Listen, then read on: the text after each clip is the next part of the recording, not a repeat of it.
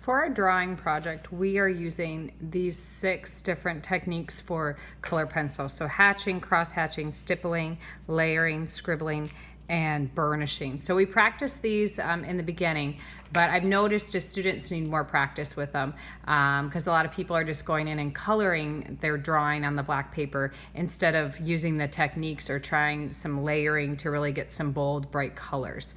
So that's what we're going to practice today. You're going to get a color pencil practice sheet and you're going to try 4 different techniques. So the first thing I want you to do is just to put your name on the top, and so I'll put Mrs. Hankins, and then I'll just put first period.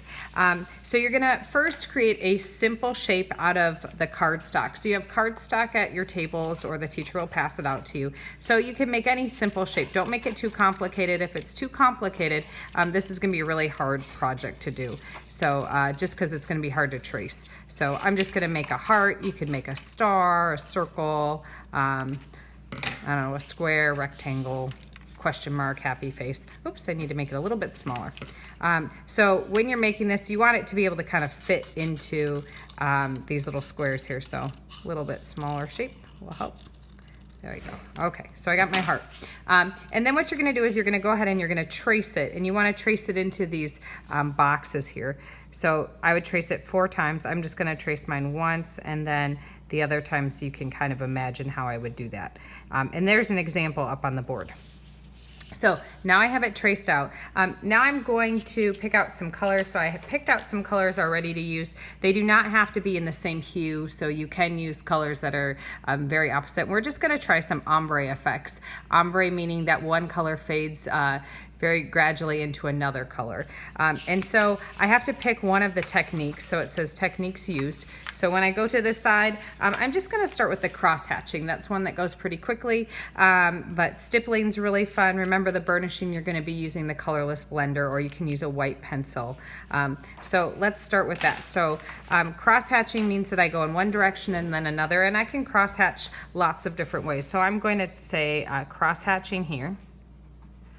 All right, and then I'm going to go ahead and I'm going to start cross hatching inside. So I'm going to start on this one, and I'll see if I can zoom in so you can see that. There you go. So just going to start cross hatching on this one, and so I'm going to go inside the shape and hatch one way, and then I'm going to go ahead and hatch another way. And so I'm going to start with that, and then I'm going to go in and start to add another color. Before I go in and move on to the next color, I'm just going to put what colors I use. So then if I wanted to repeat this, I would know how to do that. So now I'm going to start hatching again using the cross hatching technique. So hatching down into this color so that it fades gradually, and then hatching this way to the next one. And so just filling it in and taking my time.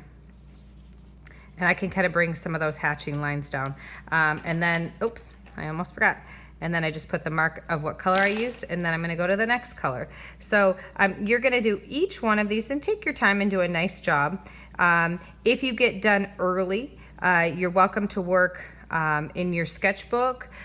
You can go back to your drawing if you feel confident, you know what you're doing next, and you can use some of the techniques. When I do the rubric for this project, and sorry I haven't done that yet, but the rubric will be asking about which techniques did you use for color pencil. So that's why we're reviewing this today, just to make sure that you guys are using one of the techniques and learning something more about color pencil. And then the last one I'm gonna use, I'm gonna go ahead and I'm gonna do this dark blue. So bringing that in, so a very different color from the rest of the ones here. But if I'm cross hatching it, it allows me to blend it right into the next color.